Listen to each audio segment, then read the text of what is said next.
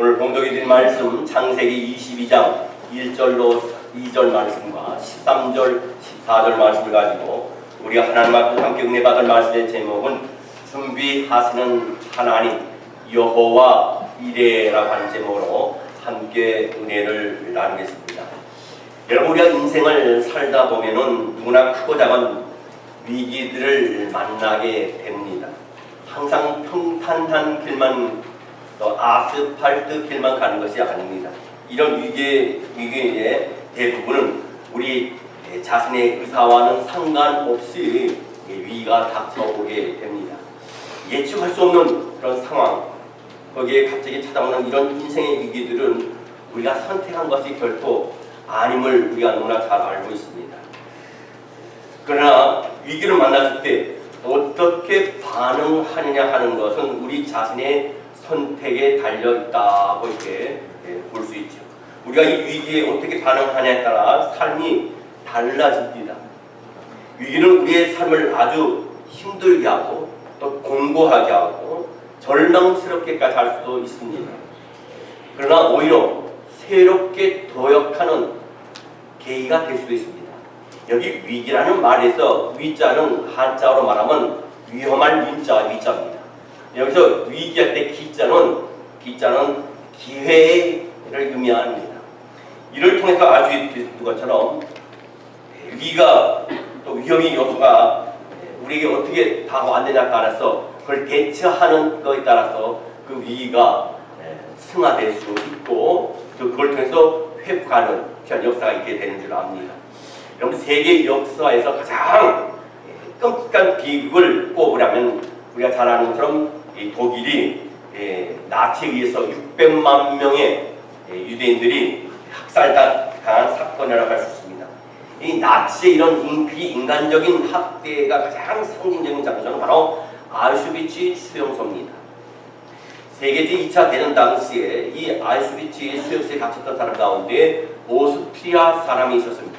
이 오스트리아의 정신의학자였던 빅터 플랭클이라고 하는 박사가 있는데요. 그는 수용소에 잡혀가면서 자신이 연구한 논문을 속옷 깊은 곳에 감춰가지고 수용소에 들어가게 됐습니다. 그것만이 자기의 삶에서 포기할 수 없는 가장 중요한 과제라고 생각했기 때문에 그걸 어디에도 두고 갈 수 없던 상황이었습니다. 근데 이 수용소에 수감되면서 속 내부까지 다 고사해야 됐고 그 과정 속에서 결국 그 원고를 빼앗고 말았습니다. 자기의 삶의 이유요 생존의 목적이었던 원고를 빼앗긴 것이 그 삶의 유일한 희망이 이 사람에게 사라진 거나 마찬가지였습니다. 근데 그 원고를 잃어버리고 모든 자유를 빼앗기는 아우슈비츠 수용소에 수감되는 순간에 그는 자기 자신에게 이런 질문을 했습니다. 어떤 질문을 했냐면 과연 모든 자유는 사라진 것일까 하는 그런 질문을 자기 자신에게 해보게 됐습니다. 하지만 아직까지도 자기에게 남아있는 자유가 있다는 것을 발견하게 됩니다. 그것은 자기에게 닥쳐온 비극에 어떤 반응을 할 것인가 하는 아주 중요한 계기가 됩니다. 그런 선택은 아직도 자신의 자유에 속한다는 것을 깨닫게 된 것입니다. 그래서 그는 그 자유로 절망하는 대신에 희망을 선택합니다. 그는 희망을 가지고 기다려보기로 결정을 하고 하루하루를 기다리고 있습니다. 근데 그의 모든 옷이 벗겨지고 수용소에서 주는 누더기 같은 옷을 입었을 때 그는 주머니에 손을 넣었을 때 주머니에서 한 조각의 종이를 발견하게 됩니다. 그 구겨진 종이를 들여다보니까 놀랍게도 성경 말씀이 거기에 써있던 겁니다. 유대인들이 아주 좋아하는 말씀입니다. 그 말씀에는 쉐마 이스라엘, 다시 말하면 이스라엘에게 들으라 하는 그 말씀이었어요. 신명기 6장 4절로 5절 말씀에 보면 이스라엘아 들으라 오라, 이스라엘아 들으라 우리 하나님 여호와는 오직 유일하신 여호와시니 너는 마음을 다하고 뜻을 다하고 힘을 다하여 내 하나님 여호와를 사랑하라 하는 말씀이 거기 적혀 있었던 겁니다. 이분은 그 말씀을 보는 순간에 온몸에 전율을 느꼈습니다. 하나님이 여기서 계시는구나. 하나님이 나를 버리지 아니하셨구나. 그래서 그는 그 속에서도 살아계신 하나님을 붙들고 살라는 하나님의 계시의 말씀으로 그것을 마음에 간직하고 그는 새롭게 결심하고 하루하루를 살아가게 됩니다. 여러분, 그렇다면 이 감옥을 나의 영구소로 삼아야겠다 하는 마음이 이 사람에게 생겼습니다. 그래서 수용소에서 만나는 모든 사람들의 행동을 관찰하면서 새롭게 다시 논문을 쓰기 시작합니다. 종이도 없습니다. 종이가 없으니까 휴지 조각을 하나하나 모아갖고 거기다가 쓰기 시작합니다. 그리고 그는 생각을 합니다. 내가 여기서 살아나갈지 살지 못하고 죽어서 나갈지는 모르겠지만 내가 만약 살아서 나간다면 내가 여기 휴지 조각에 기록한 이 모든 것을 가지고 내가 논문을 써야 되겠다 그런 생각을 하고 하루하루를 하나님과 기도하면서 논문을 쓰기 시작합니다. 근데 드디어 제2차 세계대전이 끝났어요. 근데 그는 살아서 나오게 되었습니다. 그는 휴지 조각에 위에 써놓은 기록들을 가지고 나왔어요. 그리고 얼마 되지 않아서 책을 씁니다. 그 책 이름이 삶의 의미를 찾아서라고 하는 Man Search for Meaning이라는 책을 쓰게 됩니다. 의미를 붙들고 있으면 인생은 어떤 고난도 극복할 수 있다는 것을 여기서 시사해 주는 말씀인 줄 믿습니다. 정신의학사에서 소위 의미요법이라는 것이 있고 또 로고 테라피라는 것이 있는데 아주 매우 중요한 공헌을 하는 대학자가 탄생하는 순간이 된 것을 우리가 보게 됩니다. 이 사람은 절망 가운데 하나님의 말씀을 보고 하나님의 말씀을 통해서 하나님을 만나고 접했을 때 그 죽음에 대한 두려움이 사라지고 새로운 소망과 새로운 비전을 이 마음속에 품게 되었다는 사실입니다. 오늘 본 말씀에 보면 이와 같은 비슷한 말씀이 나옵니다. 그의 인물이 바로 아브라함입니다. 우리는 이 아브라함을 믿음의 조상 또는 믿음의 원조라 우리가 부르고 있죠. 여러분, 아브라함에게 위기가 찾아왔습니다. 위기 전에 하나님은 그에게 놀라운 하나님의 귀한 경사를 체험하게 하십니다. 어떤 일입니까? 99세에 하나님께서 아들을 주셨습니다. 99세 동안 아들이 없었는데 하나님께서 약속하신 그 약속에 의해서 아들을 주셨습니다. 얼마나 기적 같은 일입니까? 그 아들이 얼마나 귀하겠습니까? 눈에 넣어도 아프지 않습니다. 머리부터 발까지 핥아도요 더럽지 않아요. 근데 얼마 되지 않아서 그 아들을 하나님께서 모리아 산에 가서 바치자고 말씀을 하십니다. 정말 청천벽력 같은 그런 명령입니다. 그에게는 선택입니다. 두 가지 중에서 하나를 선택해야 됩니다.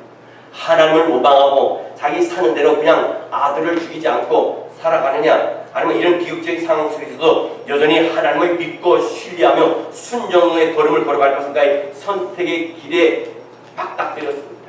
결국 그는 원망이 아닌 순종을, 절망이 아닌 믿음을 이 아브라함이 선택을 하게 됩니다.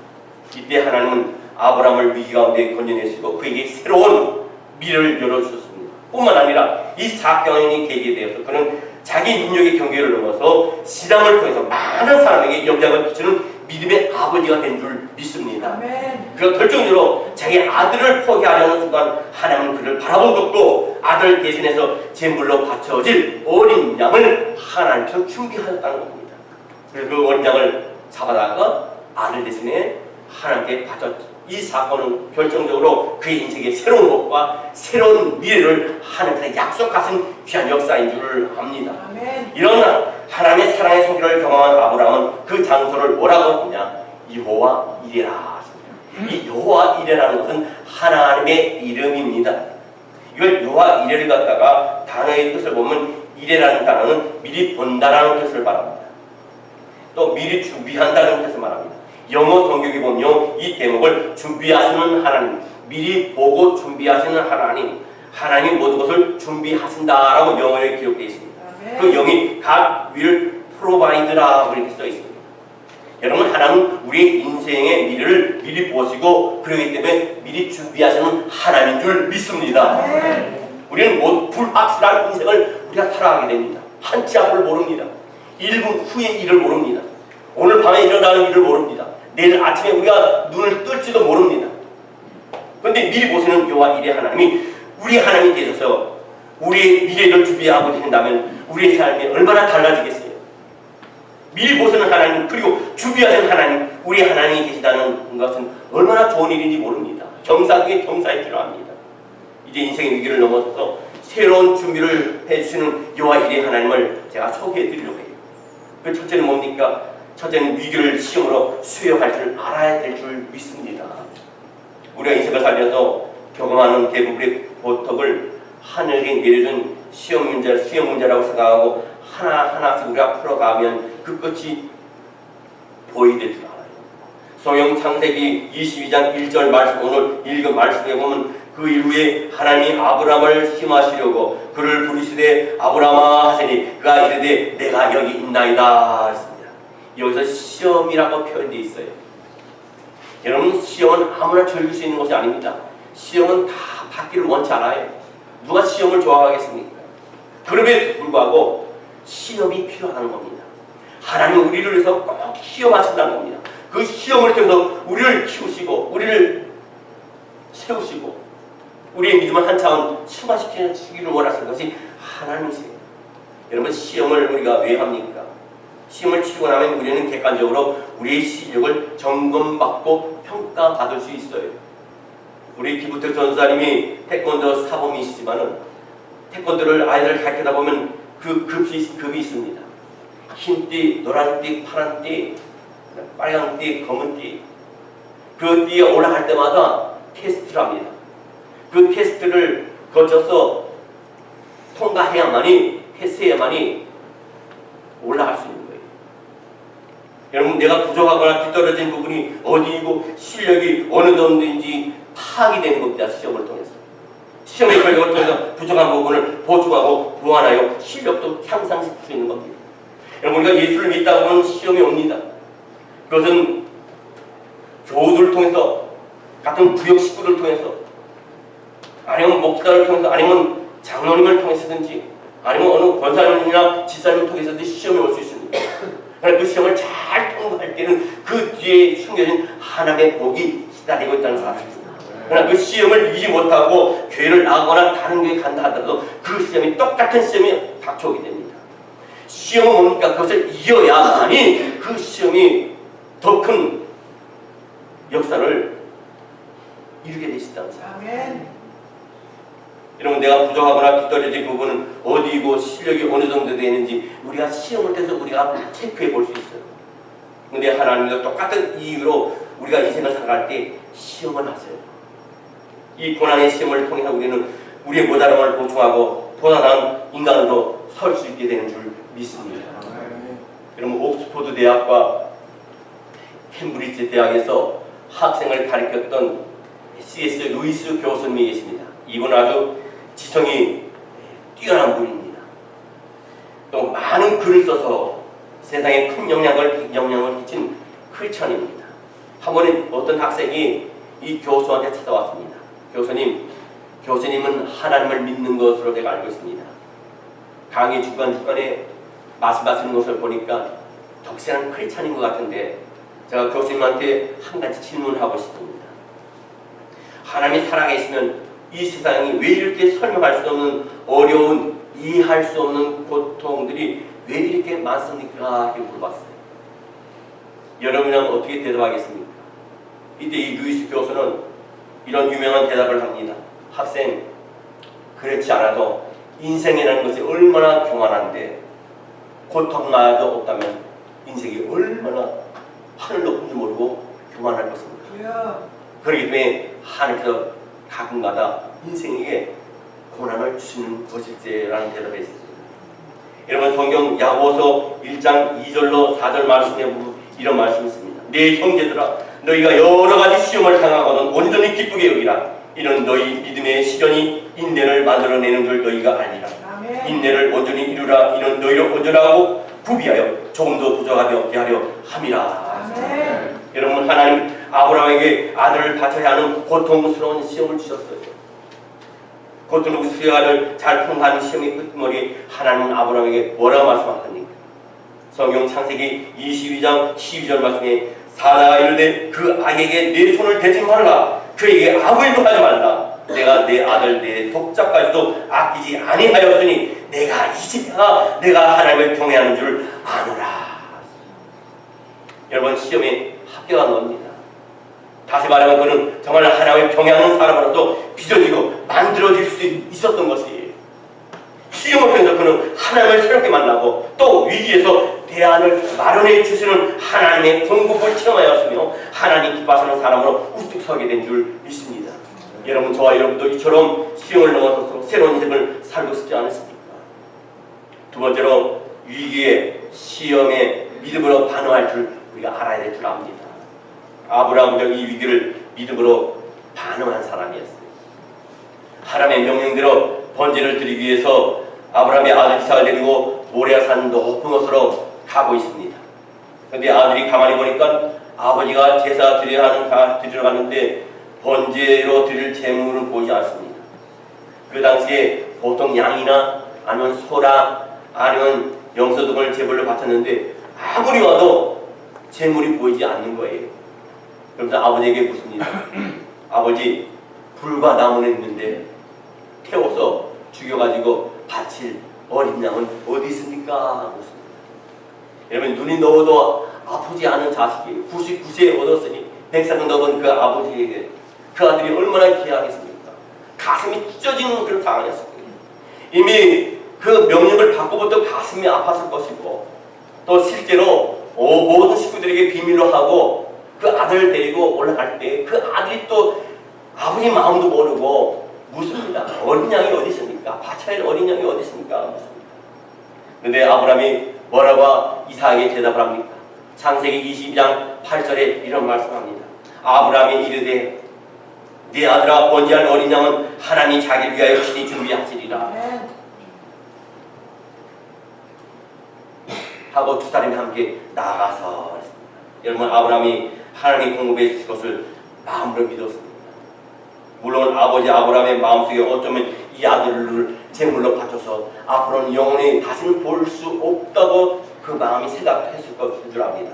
그 마음 그곳에는 그래도 하나님이 준비해 주시라고 이 아브라함은 믿었어요. 아니, 내가 이 아들을 죽인다 하더라도 다시 하나님께서 살리실 것이라는 것을 믿음을 이 아브라함은 가진 줄 압니다. 아브라함이 이렇게 믿었다는 보다 확실한 성경의 증거가 있어요. 아브라함이 처음에 집에서 종들과 함께 같이 출발합니다. 3만원쯤에 올라갔는데 종들과 작별하고 아들 이삭만 데리고 산 높은 곳에 있는 제단으로 올라가면서 종들에게 이런 말합니다. 뭐라 말합니까? 창세기 22장 5절 말씀에 보니까요. 이에 아브라함이 종들에게 이르되 너희는 나이와 함께 여기서 기다리라. 내가 아이와 함께 저기 가서 예배하고 우리가 너희에게로 돌아오리라 하고 있습니다. 여러분, 아브라함의 말 중에서 주법할 단어 원적에서 우리가라는 말이에요. 우리가라는 단어입니다. 지금 이 종들하고 헤어진 아들만 데리고 올라가면서 가서 제사를 드리고 우리가 돌아오리라. 아멘. 아브라함과 함께 올라간 이삭을 같이 데리고 오겠다는 말이에요. 아들이 지금 제물로 바치러 가는 그 위기 속에서도 아브라함의 마음 밑바탕에는 아들과 함께 돌아오리라 하는 믿음이 그 안에 있었다는 겁니다. 얼마나 위대한 믿음입니까? 어쩌면 이 순간이야말로 아들을 줄 때는 언제고 이제 달라고 하는 마음은 또 무슨 마음인가, 그렇게 하나님을 원망할 수도 있었습니다. 그러나 아브라함은 믿음으로 반응했어요. 왜 나에게 이런 고난을 줍니까? 줄 때는 언제고 또 왜 달라고 했습니까? 원망하지 않았어요. 입을 닫았습니다. 그러나 그 결과가 어떻게 나타났습니까? 아브라함과 이삭이 모리아산 정상에 도달했는데 아무런 소리가 들리지 않습니다. 아무런 대책이 없습니다. 할 수 없이 아들을 이 아브라함이 묻습니다. 그리고 제단 위에 그 아들을 눕힙니다. 그 전에 이 아들이 물었을 거 아닙니까? 아버지 왜 그랬습니까? 했을 때 하나님께서 명령하신 그 명령을 이 아들에게 얘기하지 않았겠습니까? 그 얘기할 때 얼마나 참담했겠습니까? 그 아버지의 마음은. 그런데도 그 아들이 그 말씀에 순종을 했다. 여기서 중요한 겁니다. 그 아버지의 그 아들, 그 아버지, 그 엄마의 그 딸이라는 말이 있습니다. 그 부모의 그 자식이라는 말이 있습니다. 부모님이 어떤 신앙의 본을 보였느냐에 따라서 그 자식이 그 믿음의 승계를 해가는 거예요. 그래서 부모의 신앙이 아주 중요합니다. 절대적으로 나는 하나님 말씀에 어떤 일이 있어도 순종하고 내 생명이 끊어지고 어떤 것을 다 잃었다 할지라도 내가 하나님의 말씀에 순종하냐는 그 믿음을 이 아브라함에 보여줬다는 겁니다. 오늘 오늘 이 말씀을 통해서 우리에게 경고하시고 우리에게 말씀하시는 것은 우리의 믿음도 이러한 같은 믿음이 되기를 하나님이 원하시고 계시다는 겁니다. 우리는 과연 자녀들이 어떤 모습의 신앙을 보여줬냐 이거예요.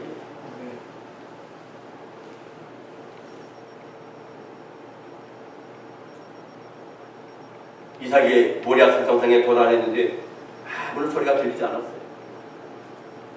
아무런 대책이 없습니다. 할 수 없이 이 아들을 제단 위에 묶어서 올려놨습니다.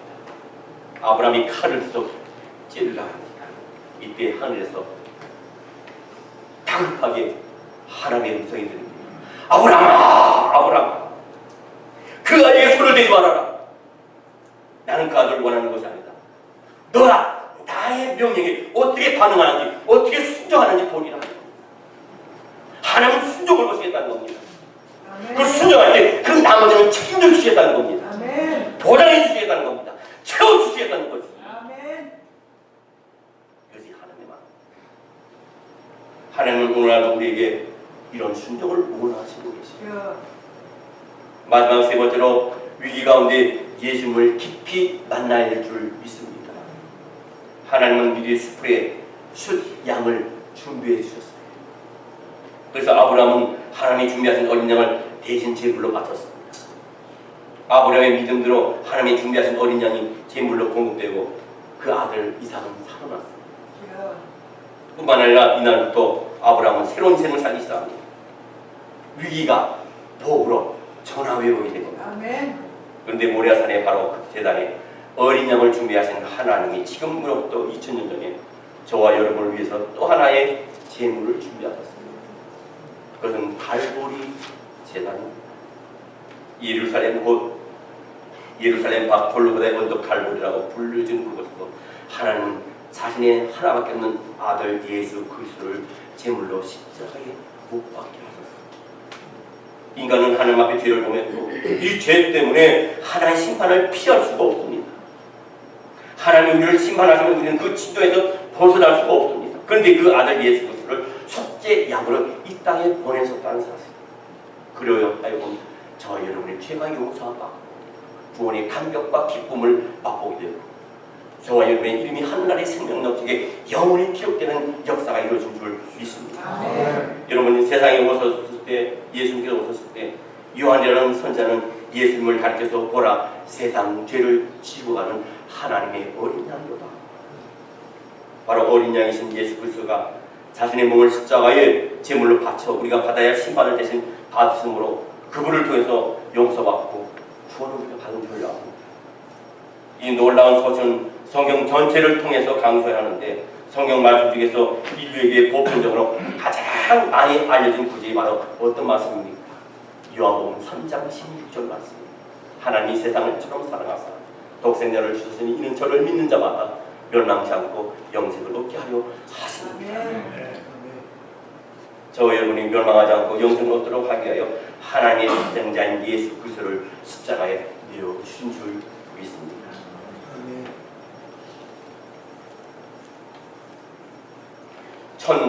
1865년 4월 9일은 인류 역사에 매우 중요한 날입니다. 여러분 미국의 대통령 중에 에브라함 링컨이 있습니다. 이 에브라함 링컨이 미국 땅에 살고 있는 모든 노예에게 해방을 선포한 날입니다. 이 노예들의 상태를 그대로 인정하자는 남부와 그것을 반대하는 노예의 해방을 원하는 북부와의 치열한 싸움이 있었습니다. 북부의 사령관은 바로 아브라함 링컨입니다. 그는 그 싸움에서 승리하고 노예 해방을 선포합니다. 그것에서 그리고 닷새가 지난 후에 4월 14일 날 그의 기도를 하나님께 들어준 것에 대해 감사한 마음을 갖고 오랜만에 자기 부관들과 함께 휴식하는 마음으로 느긋한 마음으로 기쁨을 누리기 위하여 아내와 함께 워싱턴에 있는 포드 극장에 가서 연극을 관람하게 되었습니다. 그곳에서 링컨은 노예 해방을 반대했던 한 배우가 있었는데 그 배우의 총에 의해서 쓰러졌습니다. 그리고 그 다음 이튿날 이 링컨은 세상을 떠났습니다. 꼭 열흘이 지난 후에 링컨의 시신을 고향에 묻기 원한다는 가족들의 결의에 의해서 워싱턴에서 링컨의 고향인 일리노이주 스프링필드로 운구가 가게 됩니다. 그의 영국차가 배역관에서 나와서 기차역으로 가기 위해 그 앞에 있는 펜실베니아 에비뉴라고 하는 길로 이동하기 시작했습니다. 그때 양쪽에 많은 군중들이 이 에브라임을 애도하기 위해서 눈물로 그를 영국차를 기다리고 있었습니다. 근데 갑자기 한 주간 있는데 어떤 중년의 흑인 남자가 자기 앞에 있는 아들을 갖다 번쩍 세우더니 이렇게 외칩니다. 내 아들아! 저분을 잘 보아라. 저분이 너와 나를 위해서 죽었단다. 그래서 너와 내가 자유를 얻은 거야. 저분 때문에 우리가 새로운 인생을 살게 된 거야. 저분을 잘 보아라. 저분을 잊지 말아라 하고 이 아들에게 외쳤습니다. 여러분, 이 메시지는 오늘 저와 여러분에게 적용되는 말씀이고 메시지인 줄 믿습니다. 아멘. 여러분 잘 보시기 바랍니다. 골고다를 보시기 바랍니다. 갈보리 언덕을 보시길 바랍니다. 거기 십자가에 매달린 하나님의 아들 예수 그리스도 그분을 보시기 바랍니다. 우리는 죄를 범했고 그 죄 때문에 하나님의 심판을 받아야 하는데 그 죄를 대신 짊어지시고 십자가에 거룩한 피를 흘리셔서 돌아가셨습니다. 할렐루야. 예수 그리스도께서 우리를 위해 죽으셨기 때문에 우리에게 용서가 있었고 하나님이 우리를 위해 준비하신 놀랍고 새로운 인생이 열리기 시작하는 것, 사는 것인 줄 믿습니다. 아멘. 우리를 위해 죽으시고 다시 사신 예수 그리스도를 우리 인생의 주인으로 받아들인 저와 여러분은 그분이 약속한 자유와 하나님의 예비하신 여호와 이의 인생을 우리에게 주신 줄 믿습니다. 아멘. 하나님의 아들 예수 그리스도는 오늘 우리의 삶에 구주와 주님으로 받아들인 저와 여러분의 새로운 인생이 영원한 주인이 되시기를 바라고 있습니다. 그와 같은 복을 받으시길 주 이름으로 축원합니다. 기도하겠습니다.